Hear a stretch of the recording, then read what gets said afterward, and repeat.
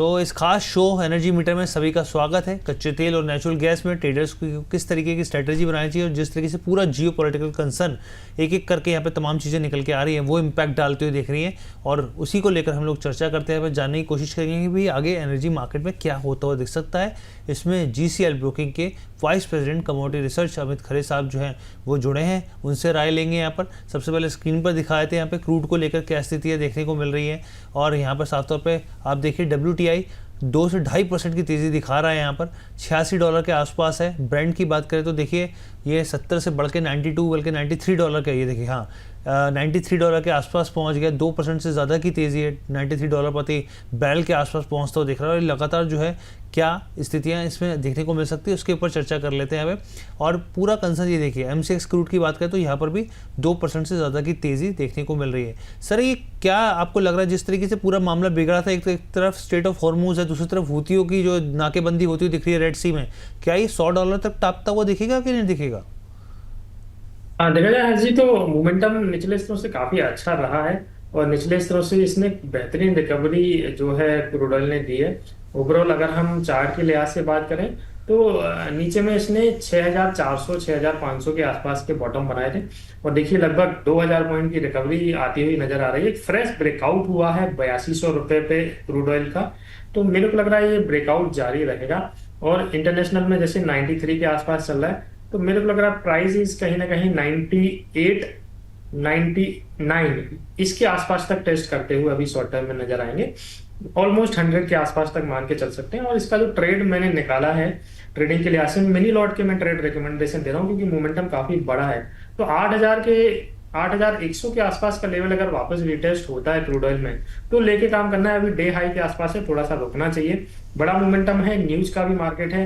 Trump साहब का एक ट्वीट प्राइजेस को जो है 4 से 5% का मोमेंटम दे देता है, तो थोड़ा सा पेशेंस रखना चाहिए। शाम तक अगर 8100 के आसपास भाव मिलते हैं वहां पे फ्रेश खरीदारी करनी है। टारगेट रखना है 8500 रुपए तक का और इसका जो स्टॉप लॉस रहेगा वो 7900 रुपए के नीचे का रहेगा। तो बाय ऑन डिप्स की स्ट्रेटजी अपनानी है। प्राइजेस की रेंज ओवरऑल अगर मैं बता दूं कि 8000 का लेवल अगर ये होल्ड कर गया तो ऊपर में 8700 के लेवल भी मेरे को लग रहा है इस वीक में क्रूड ऑयल में देखने को मिल सकते हैं। ठीक है, तो क्रूड ऑयल को लेकर देखिए सर की तरफ से जो राय निकल के आ रही है वो हम लोगों ने आपके सामने रखी। क्रूड मिनी में यहाँ पर जो है खरीदारी की सलाह दी जा रही है। टारगेट्स 8500 के दिए जा रहे हैं। स्टॉप लॉस जो है यहाँ पर 7900 का दिया जा रहा है। सर तो आपने जो पूरा नज़रिया रखा, क्योंकि हम लोग ये मान के चल रहे थे कि सब स्थितियाँ बेहतर हो गई हैं, $70 के आसपास हो गया था। मैं ब्लूमबर्ग की एक रिपोर्ट देख रहा था, बेस केस में वो मान के चल रहे हैं सर कि 80 के आसपास टारगेट रहेंगे, लेकिन दूसरे केसेस में अगर आप देखें यहाँ पर बुल केसेस में तो वो 100 के पार के टारगेट्स देख रहे हैं। आपका मानना क्या है सर, यहाँ पे कब तक क्या लेवल्स आते दिख सकते हैं? ये हाजी ट्रेडिंग का माहौल है। ओवरऑल देखा जाए तो सभी लोग ट्रेडिंग में ही अभी उलझे हैं। कोई भी न्यूज आती है मोमेंटम बहुत बड़ा लेके आती है। प्राइसेस ऊपर में 120 के आसपास भी गए थे, फिर नीचे में 70 के आसपास भी आए, फिर देखा जाए तो अभी ब्रेंट के 93 के आसपास भाव चलते हैं। तो जो भी युद्ध की वजह से नुकसान हुए हैं वो इतनी आसानी से पूरे नहीं हुए होंगे, क्योंकि उसमें सारी चीजें सुचारू रूप से वापस चालू करने के लिए कम से कम 4-6 महीने या साल भर का टाइम तो लगता ही है। तो चीजें तो हैं, कमी तो क्रूड ऑयल की रहेगी जो कि प्राइसेस पर भी रिफ्लेक्ट करेगी। तो अभी हाल फिलहाल की रेंज इस वीक के लिए मैं यही बोलूंगा कि 8000 का लेवल अगर क्रूड होल्ड करता है और कोई नेगेटिव न्यूज नहीं आती है तो 8700 के लेवल भी मेरे को लग रहा है इस हफ्ते में क्रूड ऑयल टेस्ट कर सकता है। कितने सर? 87 8700 MCX। अच्छा 8700, ठीक है सर, ठीक है। तो यहाँ पर आप देखिए आपके सामने यहाँ पे 8700 के टारगेट जो है वो दिए जा रहे हैं, टेस्ट करते हुए देखने को मिल सकते हैं यहाँ पे। अब सर मैं एक बार नेचुरल गैस की भी बात करेंगे। यहाँ पर नेचुरल गैस को लेकर मैं आपसे समझना चाहूँगा आपका नज़रिया क्या है यहाँ पर। और पिछले कुछ समय में हमने देखा है यहाँ पे नेचुरल गैस में एक अगर आप आज भी देखें तो 1% की तेज़ी यहाँ पर साफ तौर पर देखने को मिल रही है। लेकिन सर मैं आपसे समझना चाह रहा हूँ कौन से ट्रिगर्स हैं जो इसको सपोर्ट करते हुए दिख रहे हैं? बिल्कुल एनजी, जैसा कि मैं चार्ट देख रहा हूँ एक रेंज बाउंड मूवमेंट है, 10-12 रुपए का ही रेंज है, बट एक बेस क्रिएशन मेरे को चार्ट पे होता हुआ नजर आ रहा है। अगर लोअर लेवल ये होल्ड करता है तो एक रिकवरी जो है इसमें देखने को मिल सकती है। ओवरऑल रेंज अभी मेरे को जो इसकी नजर आती है वो 275 73 नीचे में और 85-87 ऊपर में, ये रेंज हाल फिलहाल नजर आती है। तो 276 के करीब आज एक फ्रेश खरीदारी ट्रेडर्स कर सकते हैं। 271 के नीचे का एक स्टॉप लॉस लगाना है। 284 रुपए तक के टारगेट देखने को मिल सकते हैं। अगर स्टॉप लॉस सेफ रहता है तो 290 के भाव भी जो है एनजी में देखने को मिलेंगे। ठीक है, तो सर की तरफ से देखिए नेचुरल गैस में जो सलाह है वो खरीदारी की निकल के आ रही है। और यहाँ पर आप टारगेट्स देखिए 284 के टारगेट्स हैं। स्टॉप लॉस देखें अगर आप यहाँ पर तो 271 के स्टॉप लॉस जो हैं वो निकल कर आ रहे हैं यहाँ पे। अब सर अगर मैं यहाँ पे आपसे समझना चाहूँ यहाँ पे, क्योंकि मैं चार्ट्स को देख रहा था नेचुरल गैस के यहाँ पर, आपको क्या लग रहा है ये अभी जो है कंसोलिडेशन का फेस जो है हो सकता है यहाँ पर आगे के लिहाज से देखा जाए तो? क्योंकि यहाँ पर मैं देख रहा हूँ कि जो लेवल्स है ट्रेड लाइन का राइजिंग का, वो जनवरी के आसपास का सपोर्ट करता हुआ दिख रहा है। आप कैसे देख रहे हैं, कहाँ पर ब्रेकआउट की स्थिति दिख रही है सर यहाँ पर? बिल्कुल, देखिए रेंज बाउंड है जी। मोमेंटम हमने सबसे बड़ा मोमेंटम इसमें 16 जुलाई को आया था। 286 रुपये 50 पैसे का हाई बनाया था, उस टाइम इन्वेंट्री आई थी इसकी, और 286 से इसमें करेक्शन स्टार्ट हुआ और प्राइसेस को 273 रुपए तक नीचे लेके गया। हालांकि इन्वेंट्री इतनी नेगेटिव भी नहीं थी, बट मार्केट क्या सेंटिमेंट पे भी चलता है, तो बड़ा रेंज था। अभी ब्रेकआउट की अगर मैं बात करूं तो 280 रुपए के एक ब्रेकआउट हम लेके चल सकते हैं। साइकोलॉजिकल लेवल है 280 के ऊपर निकलने पे जो उस दिन का हाई बनाया था 286.50, वो टेस्ट करता हुआ नजर आएगा। तो एक्युमुलेशन हो रहा है। प्राइसेस 273 271 के लेवल को अगर ये होल्ड कर लेता है तो मेरे को लग रहा है 290 तक की रिकवरी भी इसमें देखने को मिल सकती है। ठीक है, तो सर की तरफ से यहाँ पर जो है वो साफ तौर पे जो है जो जानकारी दी जा रही है। दर्शकों के सवाल भी हैं यहाँ पर, कुछ दर्शक जो है यहाँ पर अच्छा स्टॉक स्पेसिफिक सवाल पूछना चाह रहे हैं, तो उसको हम लोग देखिए दूसरे शोज़ में ले लेंगे यहाँ पर। अगर आपको कोई वैसे सवाल हो यहाँ पर, अभी जो हम सेगमेंट कर रहे हैं यहाँ पर एनर्जी को, तो उससे कोई सवाल तो ज़रूर आप हमसे पूछ सकते हैं। लेकिन सर हाँ, एक चीज़ मैं आपसे पूछना चाह रहा हूँ कि कज़ाकिस्तान में जो है एक्सपोर्ट को लेके, ऑयल एक्सपोर्ट को लेकर रुकावट देखने को मिली है सर यहाँ पर, क्योंकि कज़ाकिस्तान दुनिया का सबसे बड़ा तेल उत्पादकों में से एक है सर यहाँ पर, और हर दिन के हिसाब से देखें तो 18 से लेकर 20 लाख बैरल के आसपास जो है यहाँ पर उत्पादन करता है यहाँ पे। अब मैं आपसे ये समझना चाह रहा हूँ, क्योंकि जिस तरीके से यूक्रेन और रूस को लेकर ये पूरा मामला जो है उस तरफ मुड़ता हुआ दिख रहा है, और ब्लैक सी टर्मिनल से पूरा मामला यहाँ पे जाता है, इन सब चीज़ों को अगर जोड़ा जाए तो क्या स्थिति बनती हुई दिख रही है सर? ये क्या और एक और मामला है जो ज़्यादा दबाव डालता हुआ दिख सकता है? बिल्कुल, हाल फिलहाल तो अभी दबाव डालता हुआ नजर आ रहा है। ये जो रुकावट आई है एक्सपोर्ट में और सप्लाई में, वो उसी का ही नतीजा है कि क्रूड ऑयल में हमने लगभग 2000 पॉइंट की रिकवरी निचले स्तरों से देखी है। प्राइसेस में जैसा कि देख पा रहा हूँ, जो 2 जुलाई अभी अभी इसी मंथ में ही 2 जुलाई को लगभग 6465 रुपए का एक बॉटम बनाया था, और अभी देखिए प्राइसेस 8400 के करीब है। तो 2000 की रिकवरी नॉन स्टॉप जो है क्रूड ऑयल में आई है, तो ये सप्लाई बाधित होने का ही नतीजा है। मेरे को लग रहा है ये अभी कुछ दिन और जारी रहेगी और प्राइसेस कहीं ना कहीं 8700 के आसपास एक बार रुकते हुए नजर आएंगे।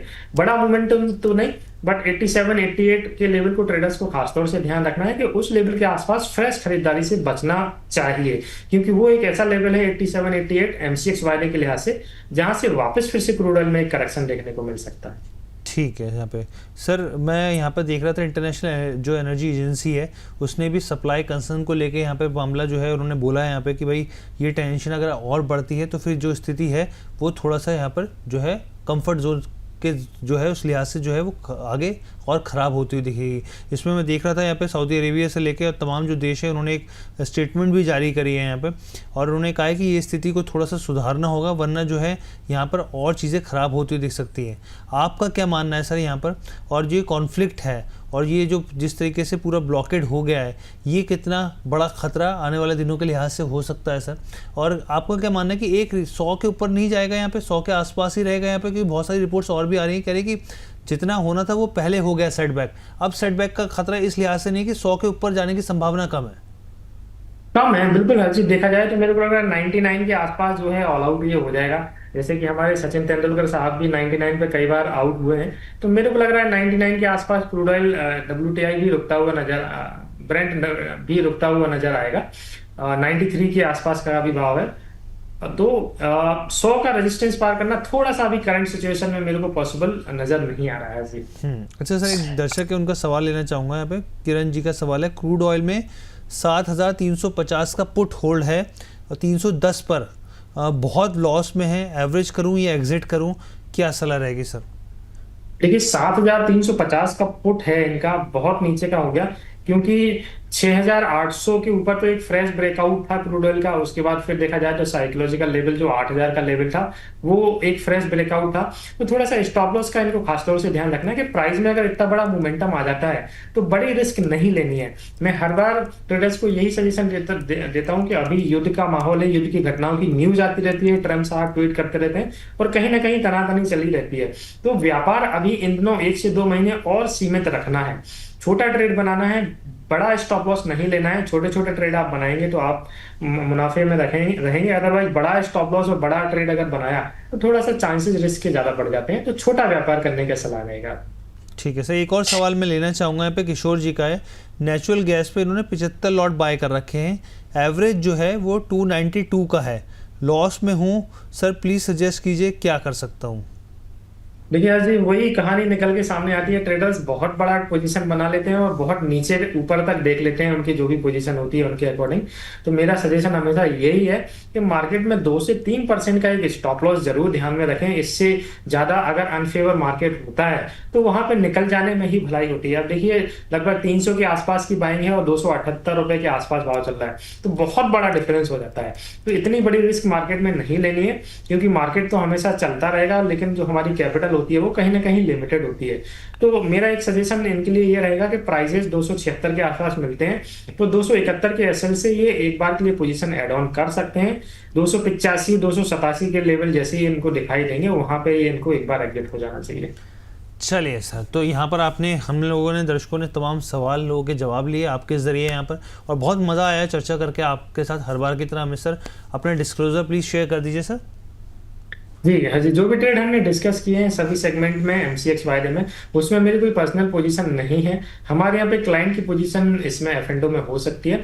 ईटीएफ के जरिए जरूर मैं गोल्ड सिल्वर में लॉन्ग टर्म में इन्वेस्टेड रहता हूँ। मोमेंटम हम देख ही रहे हैं काफी बड़ा है, न्यूज का मार्केट है, लड़ाई का मार्केट है।